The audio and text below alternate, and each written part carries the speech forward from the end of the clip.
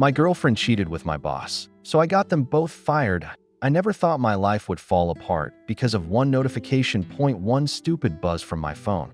That showed me everything I needed to know. I was sitting at my desk, late at night at the office. Piles of paperwork around me. Headphones in. Half listening to some random Spotify playlist to drown out the sound of my coworkers packing up for the weekend. My job? Not glamorous, corporate, monotonous, but it paid the bills, and I was working hard for that next promotion. The promotion my boss, Eric, had been dangling over my head for the past 6 months. Eric, let's talk about him for a second. Mid-40s. Divorced. Twice. Fake friendly. The kind of guy who called you buddy to your face, but would throw you under the bus in a heartbeat if it made him look good at the Monday meeting. Still, I played the game, smiled at his jokes, worked overtime when he asked, took on extra projects just to stay in his good graces, because in corporate life, that's what you do. Or at least, that's what I thought. And then there was Leah. My girlfriend. Or at least. She was at the time that we'd been together for almost 2 years, met at a friend's birthday party, fell hard and fast. She was funny, smart, beautiful in that effortless way that made people turn their heads when she walked into a room. Our first year together was great. Late night drives, weekend getaways, inside jokes that only we understood. She even came to a few of my office happy hours. Met Eric a couple of times. They laughed, joked, nothing out of the ordinary. Or so I thought. The first red flag started small. Leah's phone started going off more at night. Random texts, quick smiles, then flipping the screen face down when I walked into the room. When I asked who it was, just work stuff, she'd say. Or group chat drama. You know how it is. And I believed her, because why wouldn't I? She was my person, the last person I thought I had to doubt. Then came the late nights, the ones where she suddenly had to stay over at a friend's place after girls' night. Or the ones where she'd come home drunk and distant. I told myself it was stress, her job, our busy schedules. Whatever excuse made me sleep better at night. Until that night at the office, when my phone lit up. It was a message from a number I didn't recognize. Just one line. No context. No greeting, just this. Check her messages with Eric. You deserve to know. I stared at the screen, heart pounding. Eric? My boss? No, there was no way. I read it again and again, hands shaking, stomach turning. I stood up from my desk, grabbed my coat, and drove straight home. Leah was asleep when I got there, phone on her nightstand, unlocked, careless, almost like she never expected me to look. I picked it up, opened the messages, and right there, staring back at me, was a string of texts that made my stomach drop. Flirty jokes, inside references. Late night, I miss you messages, and the worst one, from just 2 nights earlier. Wish you were here instead of him. Her, talking about me. My boss, the guy who sat 3 floors above me, the guy who decided my promotions. My pay raises. My future at the company, the guy I defended, laughed with, worked overtime for, and now he was sleeping with my girlfriend. I stood there, in the dark, holding her phone, breathing hard, feeling like the floor had just dropped out from under me. And in that moment, I realized something. I wasn't just heartbroken. I wasn't just angry. I was done being the guy everyone walked over. Because if they thought they could both play me like this, they were about to find out exactly how wrong they were. I stood there, in the dark, holding Leah's phone, reading those texts over and over, and every part of me wanted to wake her up, shake her, scream, throw the phone at the wall, demand answers. But I didn't, because something in my gut told me that if I reacted too soon, I'd lose. They'd lie, deny, spin it, make me look like the jealous boyfriend, the insecure employee. I'd end up looking crazy while they played innocent. And after everything I'd just read, I refused to let that happen. So instead, I slipped her phone back on the nightstand, got under the covers, and laid there, next to her, staring at the ceiling, pretending to sleep. But in my head, a plan was already starting to take shape. The next morning, I kissed her goodbye like normal, drove to work, smiled at Eric when I passed his office, nodded politely when he asked me to grab coffee for his 10 a.m. meeting, played the role perfectly, because if there's one thing corporate life teaches you, it's how to wear a mask. And now, that skill was about to come in handy. Over the next 2 weeks, I turned into a ghost, not emotionally, not at work, but in the way I moved, silently, strategically, collecting everything First, I started with Leah. I went through her phone when she was in the shower, while she cooked dinner, when she fell asleep on the couch, screenshots, dates, times, messages, flirtation turned to sexting, jokes about me, plans to meet up after office, hours that I even found a few selfies she'd sent him. One she took, sitting in our bed. Next, I turned my attention to Eric. Being in the same office building as him made it easy. I started tracking his schedule, when he left early, when he came back late, which afternoons he suddenly had off-site meetings. I pulled old company calendar invites, cross-checked them with Leah's text history, and wouldn't. Every time he had a client lunch, she mysteriously had a dentist appointment. Coincidence? I didn't think so, but the real goldmine came from the IT guy, Mike. Mike wasn't exactly a friend, but we shared enough hallway conversations for me to know he hated Eric. Something about past HR disputes. One afternoon, I bought Mike lunch, started making small talk, then casually asked, "Hey, out of curiosity, how much access do you guys have to work emails?" Mike smirked. "Why? Looking for dirt on the boss?" I smiled back. "Something like that." By the end of the week, Mike slid me a flash drive. Encrypted.no questions asked, and on it, months of email threads between Eric and Leah. Personal accounts, sent from his work laptop. Arrogant, sloppy, almost like he thought he was untouchable.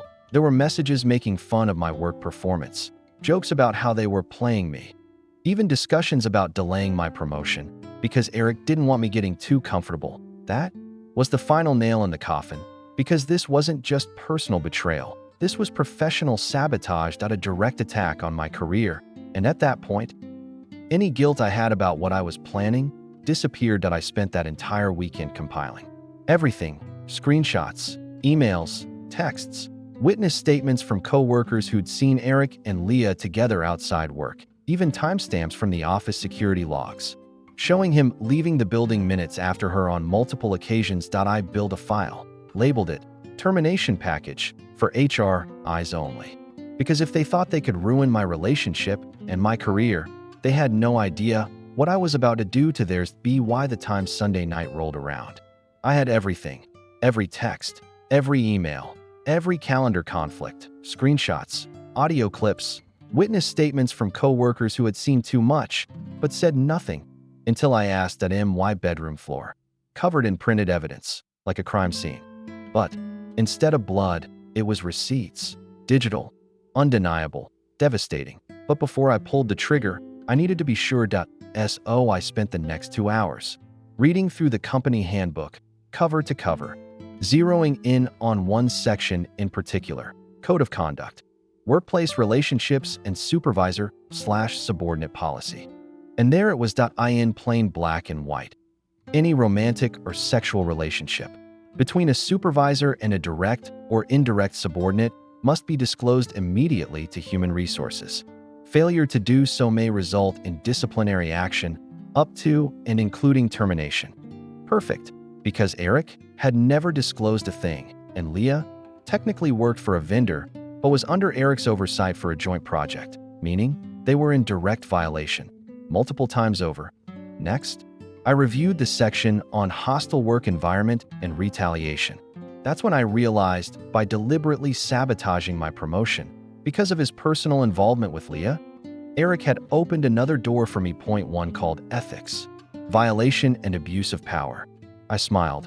This wasn't just gossip material anymore. This was a textbook HR case, and I was about to walk it straight into their inbox. The next morning, I dressed for war: suit, tie, polished shoes. Not for Eric, not for Leah. For me. To remind myself that I wasn't the victim anymore, that I was the guy pulling the strings. Now, before heading to work, I drafted the email, subject line: urgent, formal complaint against Eric, last name, ethics and conduct violations. I attached every file, labeled everything, added a cover letter outlining the timeline of events, the manipulation of my professional advancement, the inappropriate relationship, the retaliation attempts, the personal impact on my mental health and work performance. And to seal the deal, I CC'd not just HR, but also Eric's direct supervisor and the head of legal. Because if I'd learned anything in corporate life, you don't just go one level up, you go as high as you can, skip the middle, make it impossible for anyone to sweep it under the rug. I didn't send it right away. I waited.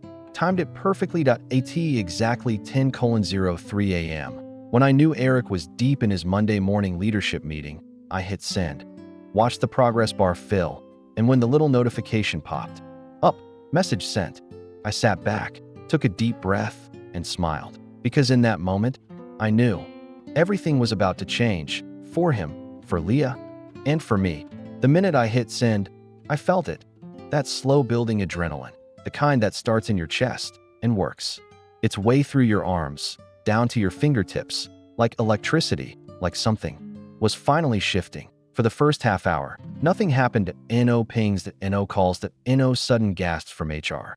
Just silence, corporate silence, the kind you only get right before something big breaks loose. I spent the next hour pretending to work, answering emails, reviewing spreadsheets I wasn't really reading, but inside, my heart was racing. Every time someone walked past my desk, I wondered, is this it?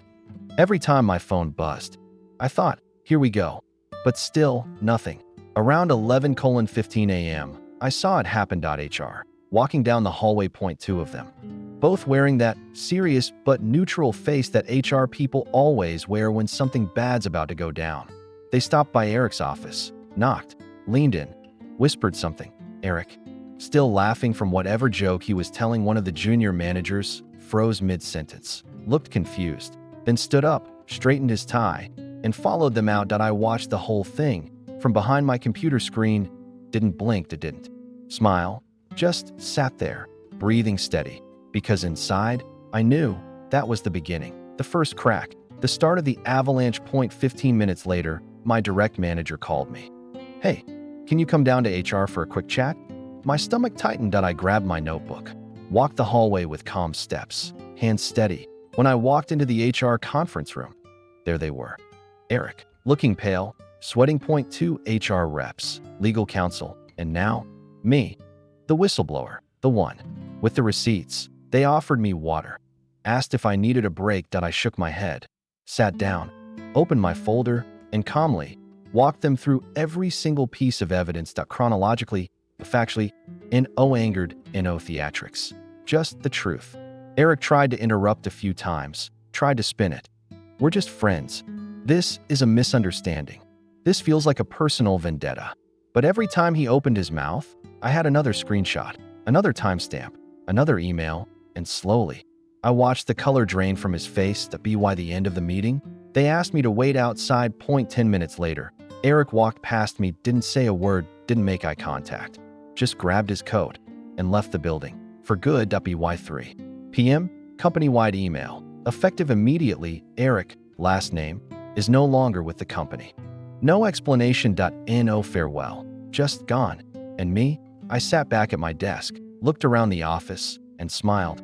But I wasn't done, because Leah still had no idea that she was next. The same afternoon Eric got walked out, I drove home, fast, heart still pounding, head buzzing, because while taking him down felt satisfying, I wasn't finished. Leah was next, and part of me almost felt bad. Almost. But then I'd remember the texts, the late-night lies, the laughs they shared at my expense, and any trace of sympathy evaporated. When I walked through the front door, she was in the kitchen, wearing one of my hoodies, scrolling through her phone, probably waiting for me to text her some boring "how's your day" message, completely unaware that her world was about to flip. "Hey babe," she said without looking up, like nothing was wrong, like she hadn't been sleeping with my boss. I dropped my bag on the floor, stood there, just staring at her. For a second, I wondered how she'd react. Would she deny? Cry? Gaslight me? Didn't matter, because this time, I wasn't giving her room to spin it. "We need to talk," I said. She finally looked up, eyes narrowing. "Okay, what's wrong?"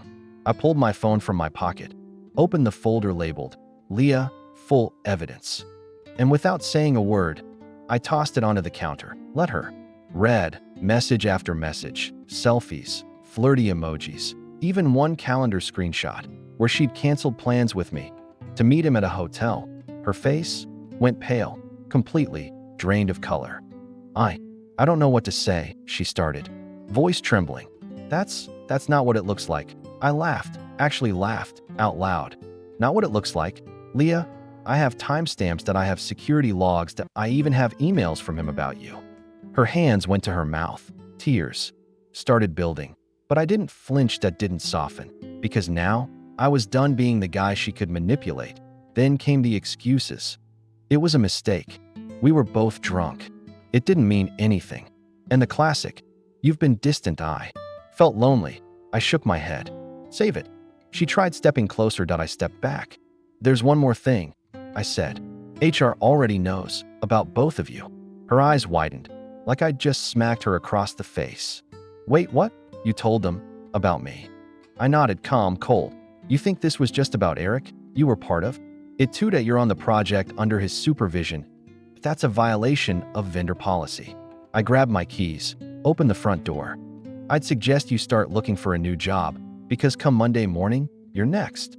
And with that, I left at by noon the next day. I got the call. A friend from her company, someone who worked in compliance. Just a heads up, Leah's been called into HR. It doesn't look good. 2 hours later, confirmation. Her contract terminated for breach of conduct. Just like that, NO goodbye text, NO closure speeches. Just gone. Like Eric, like every lie they told, like the fake little world they built on top of my back. Gone.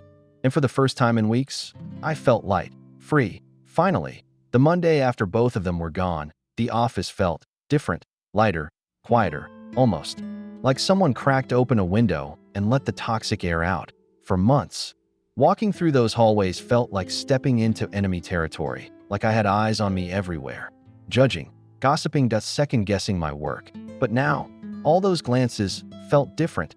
Less suspicion, more curiosity, more respect. People didn't say much at first. That no one wanted to get caught talking too loud. But I heard the whispers that I in the break room, that by the elevators, at the printer station. Did you hear what happened to Eric? Yeah, word is there was some serious HR complaint. And Leah too, both gone within days. Must have been something huge. I'd walk by, coffee in hand, pretending not to hear. But inside, I was smiling, because finally, the power balance had shifted, and I was on the right side of it. A few coworkers, ones I barely talked to before, started reaching out, sending Slack messages. Hey man, just wanted to say, good for you. Another one, took guts to do what you did. Respect.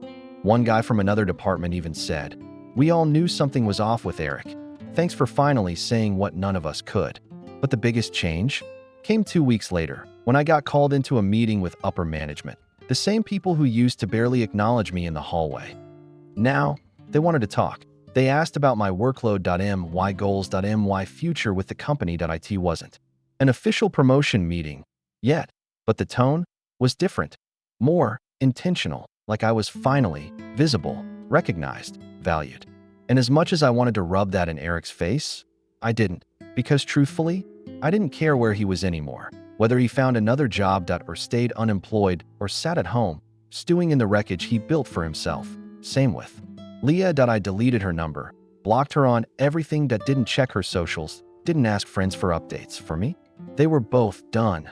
Chapters closed. For good. But the biggest win was internal. For the first time in months, I didn't wake up with that pit in my stomach, didn't dread walking into work, didn't feel like I had to tiptoe around my own life. I owned my space again. And I promised myself something right then and there. Never again would I let anyone, boss, girlfriend, or anyone else, play me like that. Not in love, not in work, not in life. Looking back, it's almost embarrassing how many signs I missed, how many gut feelings I pushed aside, how many late-night moments I laid there, staring at the ceiling, thinking, something feels off. But still, convincing myself I was overthinking. It started small, little things. The way Leah's phone was always on silent, the sudden change in her texting habits, the random mood swings, the way she'd pick a fight over absolutely nothing, then storm out, leaving me alone to piece it all together. I remember one night, when she came home late, said she'd been with friends, but there was perfume on her jacket that wasn't hers. I noticed that I smelled it. And still, I said nothing. Or the time Eric started giving me backhanded compliments at work. You're doing great, buddy, for someone with your experience. Or I don't know if you're ready for that promotion yet, but hey, keep trying. He'd smile when he said it, but there was always something behind his eyes, something smug, like he knew something I didn't. Turns out, he did. And then there were the office happy hours, where I'd catch Eric and Leah talking too close, laughing too hard at each other's jokes, making eye contact just a little too long. I told myself I was being paranoid, that it was just in my head, because the alternative was too painful to admit. But now I trust my gut that if something feels wrong, I listen. I pay attention to patterns. To tone. To timing. To energy shifts. That I don't let people gaslight me into thinking I'm crazy. Not anymore. But I've learned that when you ignore red flags, they don't disappear. They grow. They get brighter, louder, until one day they're impossible to ignore. And by then, the damage is already done. So now, I set boundaries. Hard ones. If someone starts acting shady, I address it.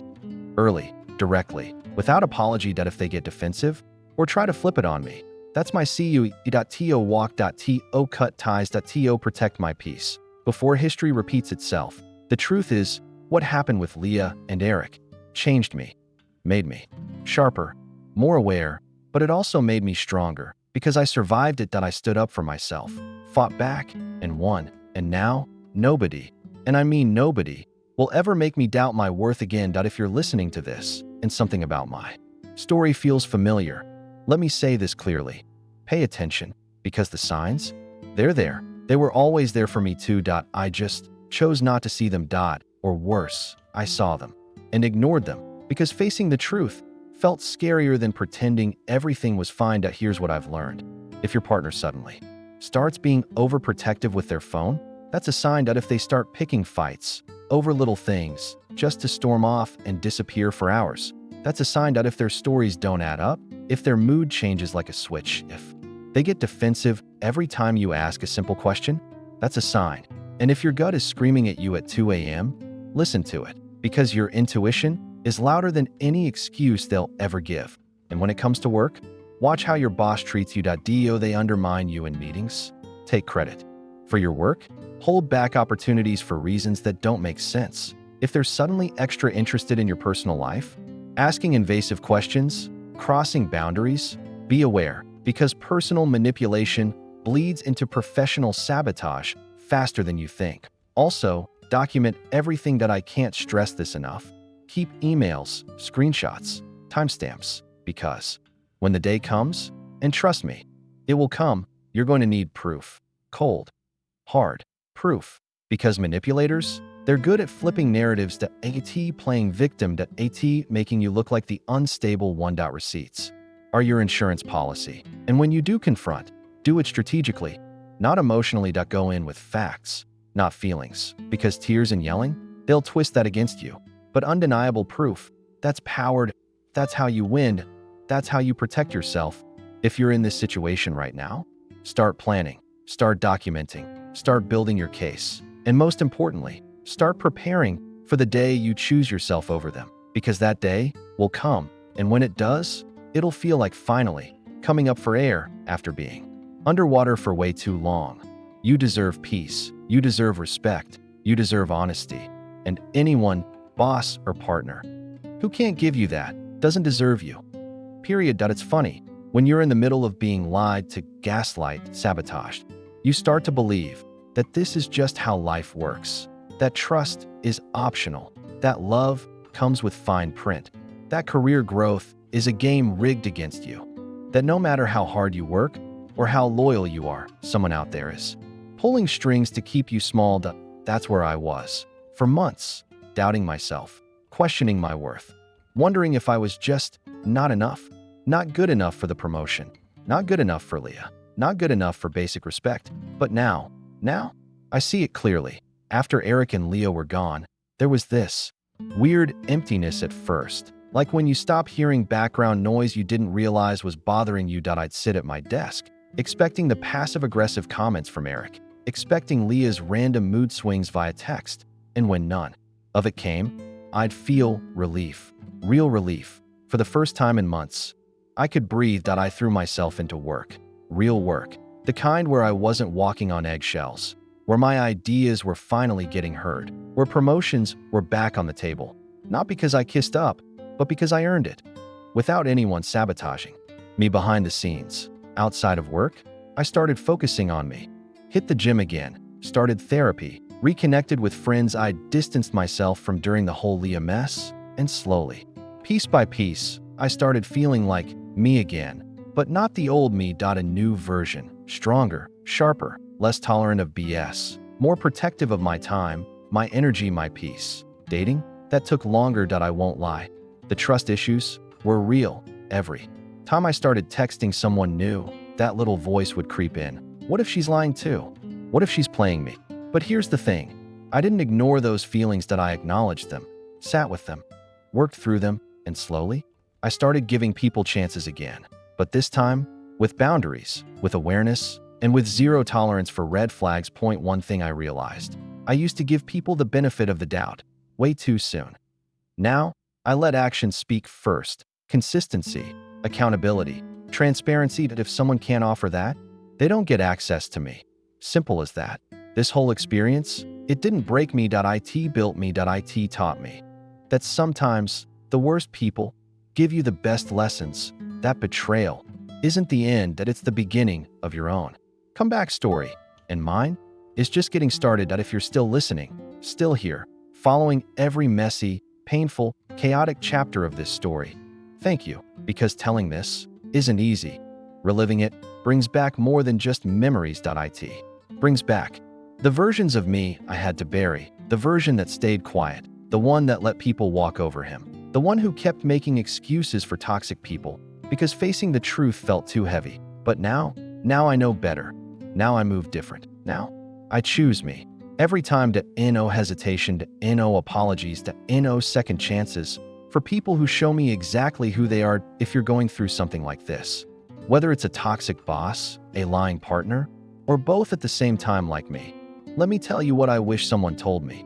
You don't have to wait for some dramatic breaking point to take your power back. You don't have to wait until the damage is irreversible. You don't have to let them rewrite your story, because your peace is yours, your dignity, yours, your future, also yours. And anyone who tries to mess with that, they don't belong in your life. Period. The truth is, you'll never regret choosing yourself. That you'll never regret setting boundaries. That you'll never regret walking away from people who never had your back in the first place. And yeah, the fallout will hurt. People will gossip, make assumptions, call you dramatic, say you overreacted. Let them, because at the end of the day, you're the one who has to live with the aftermath, not them. And trust me, peace after chaos feels better than anything they were offering you. I don't know where Eric is now. I don't care. I don't know what Leah is telling people about me. Also don't care, because while they're out there, spinning whatever new narratives they need to survive, I'm here, thriving, moving forward, sleeping better, smiling more, and for the first time in a long time, waking up without that weight on my chest. That's victory, that's healing, that's choosing me. And from now on, that's the only choice I'm making every single time.